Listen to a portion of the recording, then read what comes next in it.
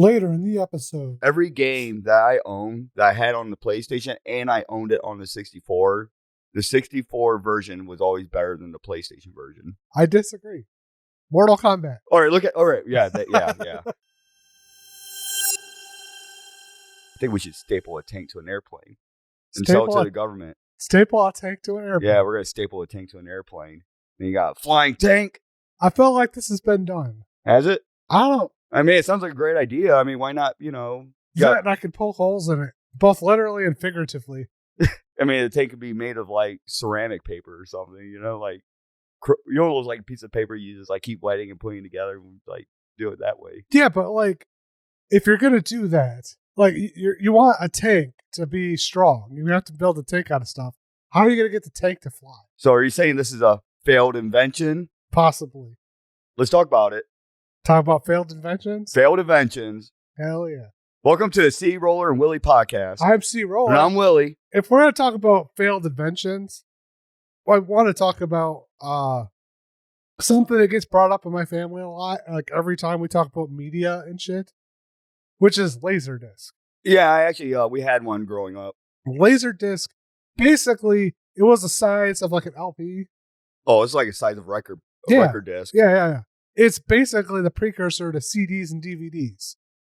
But it was bigger, and it was definitely better than what came after it. It had higher quality, like the capability of doing higher quality videos and shit. And they're expensive, though. That's probably the reason why it didn't take off, though, is because it was expensive. Yeah, I had one growing up, and my mom loved that disc, or what is it called, Laserdisc? Laserdisc. Yeah, and my mom loved it because when we had our VHS player, the VHS player started eating the tapes, and then you got that long, long ribbon and stuff, and with the Laserdisc, it still worked, and the only way it didn't work if you scratched the disc.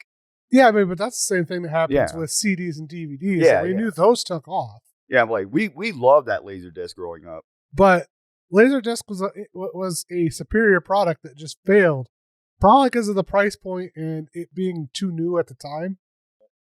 But it essentially was what made way for CDs and DVDs. Yeah, it was a great invention. The problem with it too, there wasn't like a lot of variety of movies made for it. Yeah, I think that's the reason why Betamax and VHS went head to head, and VHS won. Is because companies like Disney went to VHS, which was also my dad was holding out on Blu-ray for the longest time. I did too. Because he's like, I've seen this before, Laserdisc, Beta, VHS. I'm like, yeah, but Blu-ray's the thing that's happening. You know what's funny about it? Here's the thing.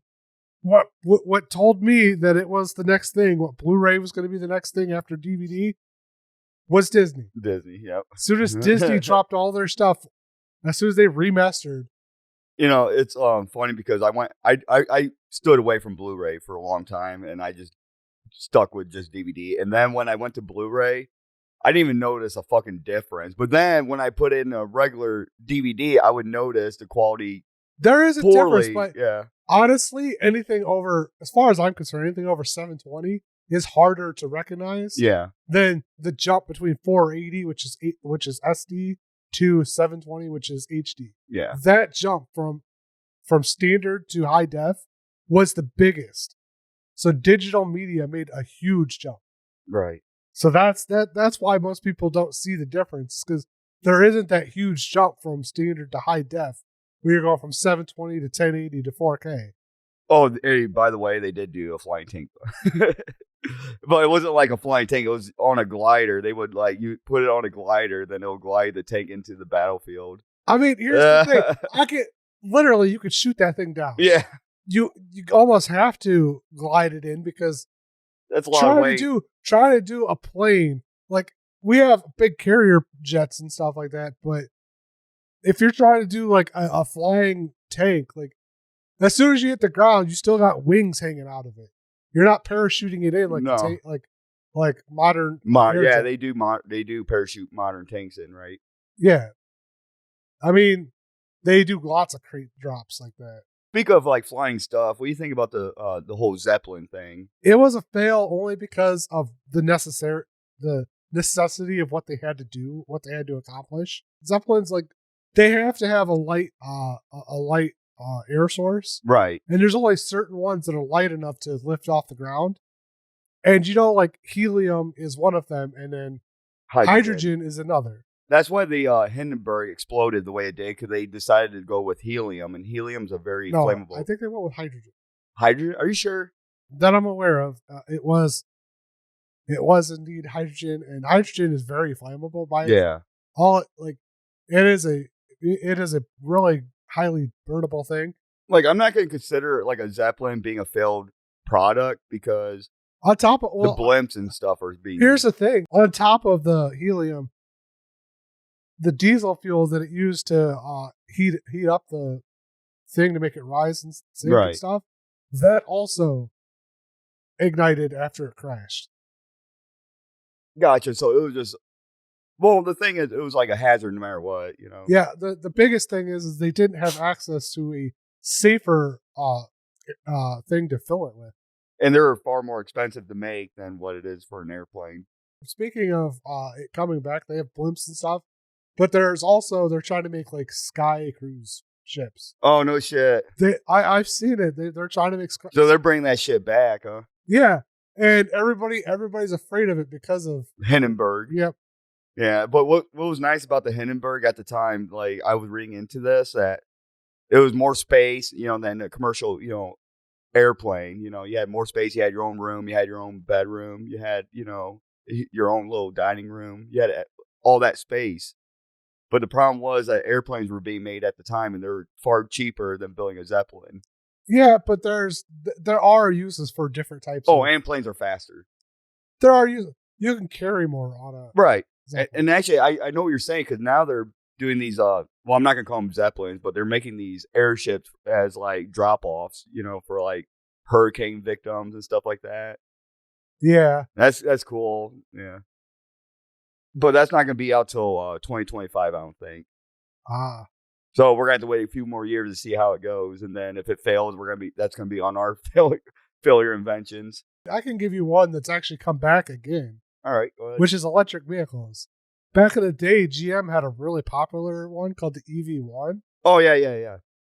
And it had the same problem a lot of Teslas do now, and a lot of people are afraid of it because the batteries can overheat, right? Yeah, and sometimes they combust. Well, a couple of them had that happen, and there was a massive recall and a whole bunch of stuff. Well, that's what's going on with Ford right now with their electric trucks. It's a repeating cycle. Yeah, it is. It kind of sucks. I think electric vehicles could be a thing, but you gotta change the power grids. That's one thing. Like, you could go to a gas station at practically every corner of of town, because it takes a lot of but energy to charge. There's still a lot of areas like around our area where there just aren't chargers at all. Yeah, because I actually learned this in my electrical class last Thursday. My teacher was saying like to charge an electric car actually uses a lot more electric than what you actually think it does. Like, it's a lot. Well, yeah, because you're pulling it off of a grid that's literally being generated by coal and oil. Yeah, because the power stations don't, it's not producing enough energy to, be able to, that too. Yeah, we already have energy problems. Yeah, and then having like 100% electric cars, it ain't gonna work. What was cool about it, like, it was like the beginning of like electric cars at the time, right? But I think that failed because like I think hybrid cars were coming out around like shortly after that, wasn't it? I mean, kind of, but I feel like it was too new for anybody to really, for the general populace to get on board. The people who did want it were almost all in California. Always California. You ever heard of the Dymaxion house? The what? Dymaxion house? No. All right, so basically what it is kind of think of like a modular home, right? But this was like back in like the 1930s where they would drop this house off on your property and they can get it built within like 2 days. Oh, okay. That sounds cool. It's a cool idea. But the problem with it is the interior of the house is always going to look the same. Oh, I see. Yeah. That's not necessarily a bad thing, though. No. Like, it's a dome shape. We basically have the same idea now. Yeah. But done through charity work called Habitat for Humanity. They just they build houses really quickly. Yeah, and it was just a dome-shaped house. The reason why it was dome-shaped is because dome shape. Dome Oh, my shape. dad would love this. Yeah, like look at a picture of this. That's what it looked like. Yeah, I thought it was cool that they can get this house built, within 2 days. But I think it failed too because it only had 2 bedrooms, a couple bathrooms, but they're like closet size bathrooms. And at the time, like in the 30s, people were having like 8 kids, 6 kids. So it would be perfect like today, but not back then when you had multiple children. I like dome the houses. Here's the thing: domed houses are actually way better for structure too, because like they're resistant to weather and wind and shit. And like if snow gets on it, you don't have to worry about the roof because it slides. Yeah, off. right. The wind So, would like- blow the snow right off. I thought that was like a pretty crazy invention, and I wish it would have took off because it would have changed, like the way the houses were built today. Yeah. I mean, I like the fact that we do have modular homes, but they're made so cheap and everything. Like, and they're easily like if it catches on fire, it's gonna poof. Completely in a different direction here. All right, I got one for you. Google Glass, Google Glass. Yeah. Yeah. When did that even like? 2012. Yeah, because I could have sworn I heard about it. It was a funny internet meme for a while. Like people were making fun of it for the longest time because of how terrible it looked. They're just trying to copy shit off of like RoboCop. I mean, the idea behind it is all right, but it was just a terrible implementation of it. It's basically not even fully glasses. It's just like a little thing that goes across the front of your eye. And I think the biggest problem is the fact that it could record things out of nowhere. Wait, it did recording? Yeah. What the You fuck? could record what you were looking at. I didn't know that. Were any sold? Not really that many. I mean, it had back in 2012, it was over $1,000. How much? Over $1,000. Well, that was back in 2012. $1,500. Yeah. Oh yeah, that's a lot of money. Expensive as shit. Yeah. Apparently, it only lasted 3 years. Is it like as good as like a smartwatch, or is it just even? Not. You just recorded. That's it. Like it has like it's augmented reality in front of your eye with different functions, but I feel like a smartwatch does a lot more because hey, you can keep track of your vitals, you can send texts and shit. Like it's gonna be hard to do that with your eye. Yeah. Even if you talk to it, it's still easier to talk into like your wrist. Yeah, like and you're someone trying can to come talk up into your eye. Like someone can come up to you and be like, "Hey, what's up?" Right by your eye, it like messes everything up. I don't think it was that great. No, I didn't even think the smartwatches was even going to work out, but it did. Yeah, and I think like anymore, like these watches, like it's kind of like you have to have it, because if you don't have your phone on you and it's inside your house and you're outside, you can still use your watch for phone calls, even if your phone is charging and stuff. I use my watch all the time, and I recently got it. Oh, you mentioned something earlier that I've run across, which is the Dreamcast. Yeah, but those were sold. I thought they were good. I love those Dreamcasts. I think it was out of its time. Yeah, too early. Too early, yeah. You think it should have waited for like the PS2 to come out before they pushed that out? I felt like the PS2 is what killed it. Yeah, it did, didn't it? Actually, no, the PS2, first PlayStation. The PlayStation. Yeah, PlayStation. and the 64 killed it. N64 actually sucked compared to everything. The only reason N64 did well is Smash Bros. That and probably just the fact that Nintendo fanboys were really hyped about it. I had a 64 and I liked it. Don't get me wrong. But when I look at it, Sega was better in every single way. Right. Whether it was the previous console or the Dreamcast. You know what? Every game that I own that I had on the PlayStation and I owned it on the 64, the 64 version was always better than the PlayStation version. I disagree. Mortal Kombat. All right. Yeah. Yeah. All right. I'm going to not rebuttal that one. Wrestling games was better on 64 than it was on PlayStation. I mean, I guess. I mean, it just really depends on what the game you're playing too, I guess, Like Spyro, I'm not going to compare Spyro with like a game from like 64, because Spyro was fucking awesome. What can you compare it to though? I don't know. That's the problem. Yeah, they had that little squirrel, or I think they had like a squirrel game where killing like teddy bears or some shit on 64. You know what? Nope. They had a South Park game on the 64 and the PlayStation. It was better on the 64. I don't know about that, but you're entitled to your opinion. I mean, Dreamcast would have like had all these games like the 64 did and the PlayStation did. Probably would have done so much better. Honestly, I'm surprised the 64 actually worked out because of the delayed release. And the weird-ass controller. Yeah. Well, the weird-ass controller, I think, weirdly worked into the charm because it was so different. Yeah, they're like, oh, I'm actually holding a gun, you know what I mean? It's just... I mean, when you're playing like GoldenEye... It's 3 bananas. Well, no, it's 3 bananas, though. Yeah. They had a gun for the NES. They had one for the Super NES. Duck hunting. Yeah.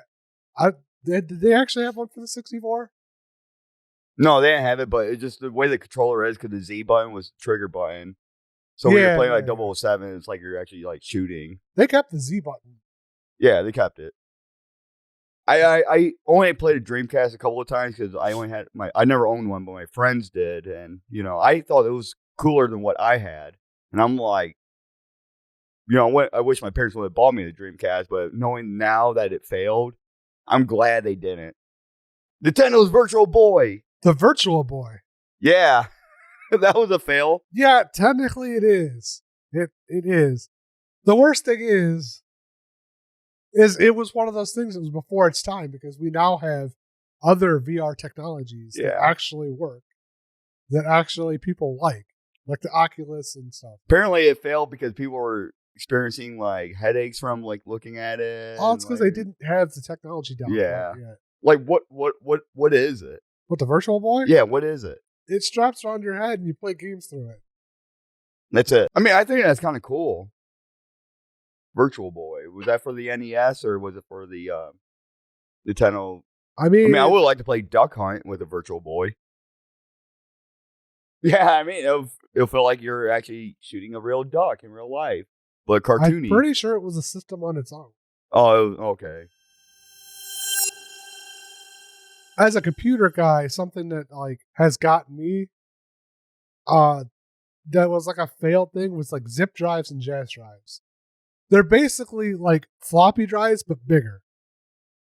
They were like the in-between of floppy drive to USB flash drives. Yeah, I can see why it failed. Look at it. Yeah, I can see why it failed already. Why? It looks stupid. I mean, it looks like a floppy drive. Yeah. Floppy drives were big back in the day. The problem is, I think, is that because they had bigger sizes physically, you had to get a new drive. That's so freaking stupid looking. You're better off just sticking with a DOS computer and playing like those stupid little floppy disk things. They essentially are floppy disks. They're just thicker. Yeah, no. That's what they are. They're floppy disks. I mean, the thing is, like, I didn't know what it was until you showed me that, because you see them in like 90s movies all the time, Well, actually, most of what you see in 90s movies are actual floppy disks. Well, floppy disk. The little tiny ones that are like this thick. No, I'm talking like the ones that are like, for like DOS computers and shit. Oh, the big floppies? Yeah. Those are old. Yeah. People wonder why they're called floppies. It's because the inside of the disc is malleable and floppy. Yeah. They're still the outside is now hard and plastic, but the inside is still a floppy. See, I didn't understand that growing up, because we had a DOS computer and we had those type of discs. I didn't know like how the computer was actually reading that piece of plastic. It's a magnetic. Yeah. Yeah, I didn't understand that, but now thinking of it, I know how it works. Hard drives work the same way. They're just hard. I'm glad they're little platters of metal instead of flimsy pieces of metallic plastic. Now, imagine if you're a business worker, right? Will you want to carry around that fucking big ass fucking hard drive with you all the time, just for work? No, of course not. That's why floppies and zip drives existed. Jazz drives were the next incarnation that lasted even less. It was basically like a hard drive, but removable.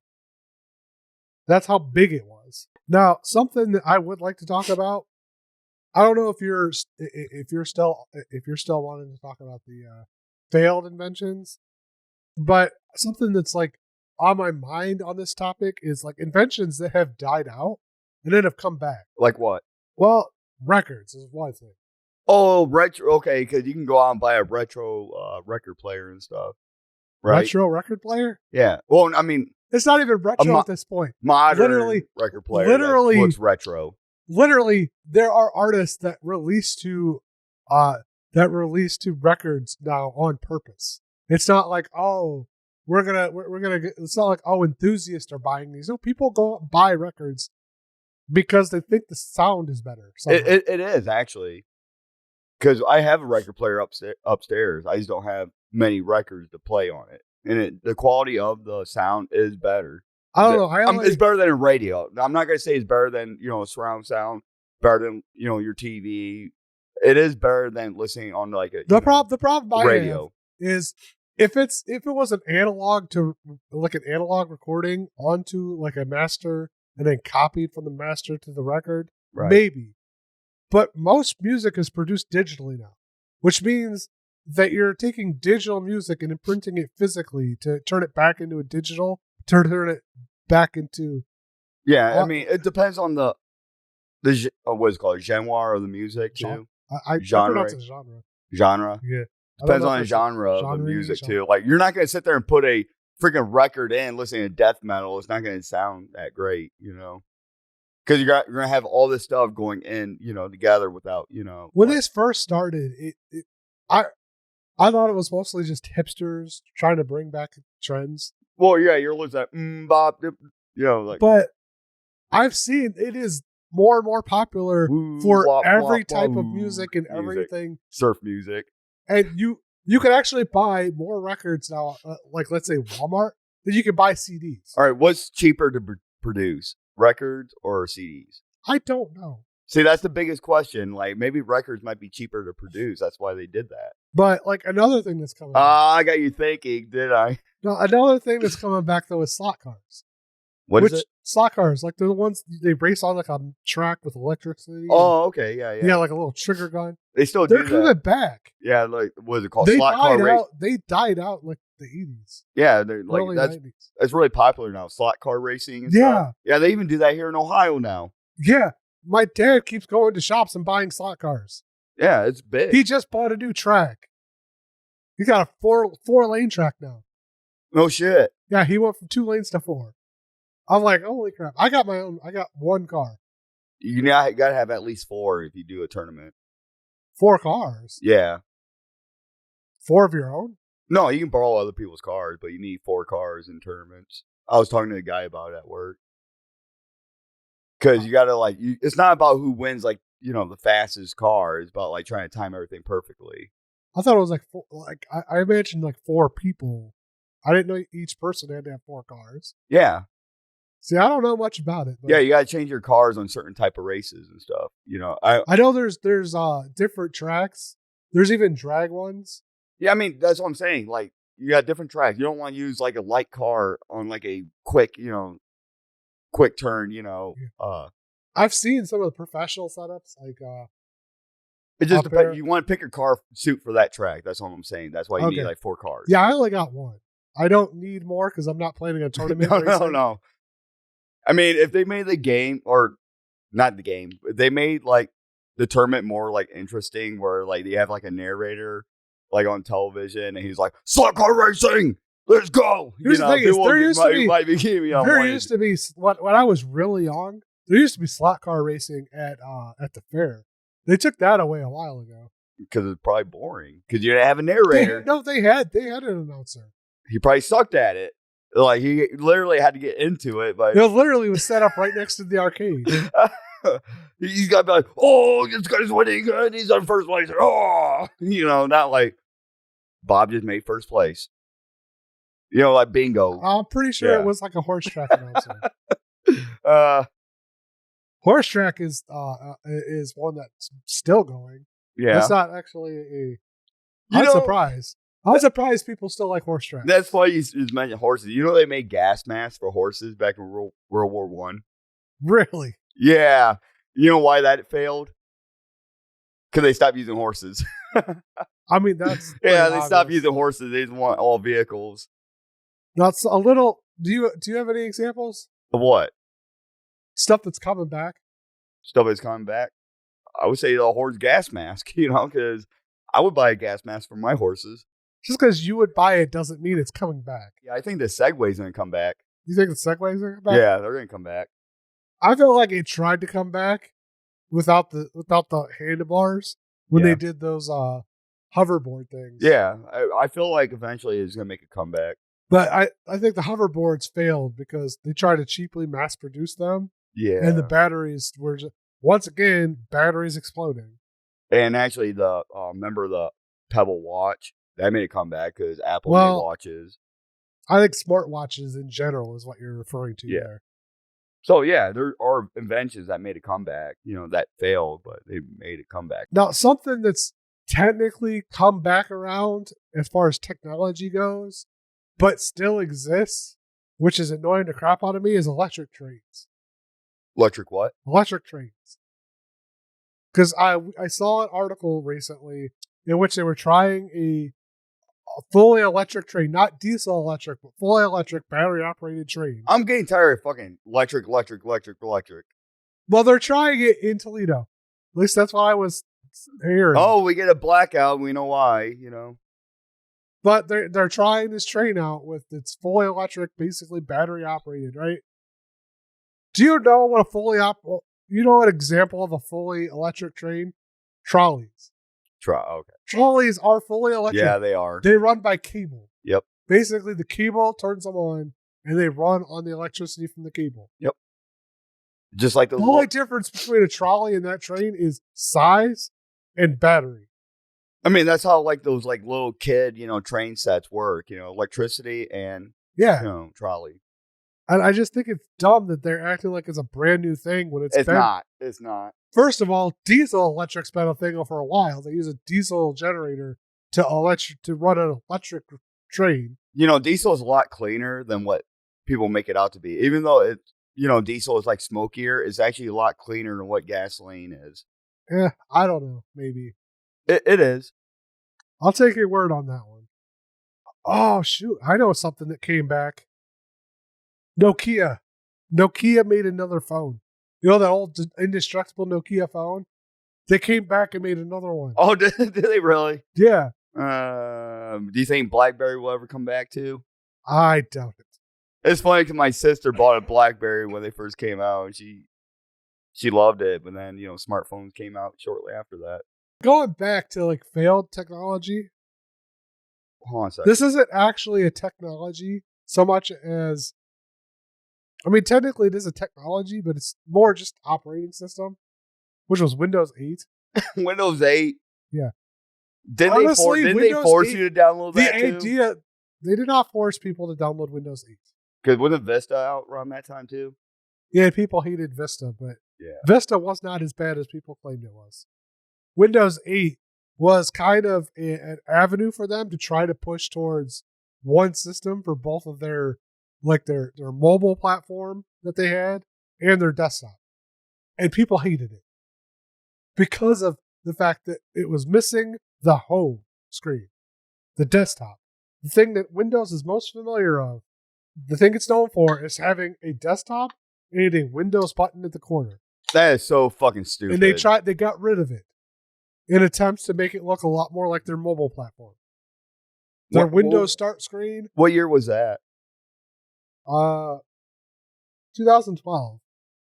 There's a lot of stuff that happened in 2012. I didn't own a computer at the time, so I never had a You know what? Another crazy invention that I'm looking at right now. It's called a Cinerama Movie. Basically, what it is, they would take a screen and do a wrap around, how those oval TVs are, but they would have separate booths for the or for the projectors. I thought that was a cool concept, and and it was really good, really good quality and everything. But the problem was that a lot of movie theaters didn't want to spend the movie for the worker, didn't want to spend the money for the upgrade. back in the day. I mean, there were quite a few of those that did that. There was one, I think, that had it so that it would go above you and then all the way down around. Yeah, I thought that was cool. And I think that actually, like now you're seeing like TVs making a comeback where like they're like rounded. Yeah, but rounded TVs aren't quite the same because the TV itself is what's projecting it. You Right. don't have the projections from multiple angles. Right. And I feel like it would be better for more like, computer screens. Like if you're, wanting to get that full video game experience. There is a debate between going from multiple screens to one big curved screen. So that you have bigger real estate without having the divider in the middle of the screens. Right, yeah. Yeah. Like that is a thing. So yeah, but this was that projector idea. I was like back in like, like. But if you're gonna go on that, I think something that I miss from my childhood is what's known as a 4D movie, which admittedly is cheesy, but basically it's a 3D movie theater with the glasses and shit. Oh yeah, yeah. And then with effects to help you experience it with smells and like they'd spray mist at you and what the fuck? Yeah. Fuck. I think the one I experienced was one that was featuring Honey, I Shrunk the Audience, where you experienced it as if the audience got hit by the shrunk ray from, remember like Honey, I Shrunk the Kids? Yeah. But the audience got hit with the shrink ray. The audience. So you got to experience what was known as like, where was like this I want to say it was SeaWorld. That's kind of cool. They had like these things that would there was a scene where the dog sneezed in the movie and they sprayed you with water. It makes it seem that is badass. Oh my god. And they would release certain like, like how they have dog pisses on camera and then you get like sprayed with urine, No, they didn't do that. But you'd feel like the breath of like different. That is a really cool idea. Because you'd feel like the air blowing past you, and it'd be not just a fan, but it'd be warm air. Now, let me ask you: do they do scary movies too, like horror? Like, so if someone gets stabbed, or someone get their like head cut off, and the blood hits the camera.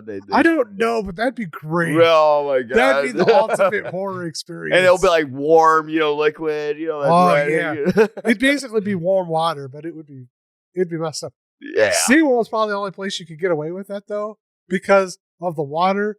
You're expecting to get wet at SeaWorld, especially if you're sitting in the front row. Whatever. Can you imagine how many like people that didn't know what they're getting themselves into that walks into like one of those? Yeah, I understand that, but I thought that was cool. And that is cool. And I don't think they do that anymore. If they do, I haven't heard of it. So, I mean, it's probably because people get butt hurt, and probably failed that way. Yeah, I think we should wrap it up. I've been CRollur. And I'm Willy. Peace. Peace.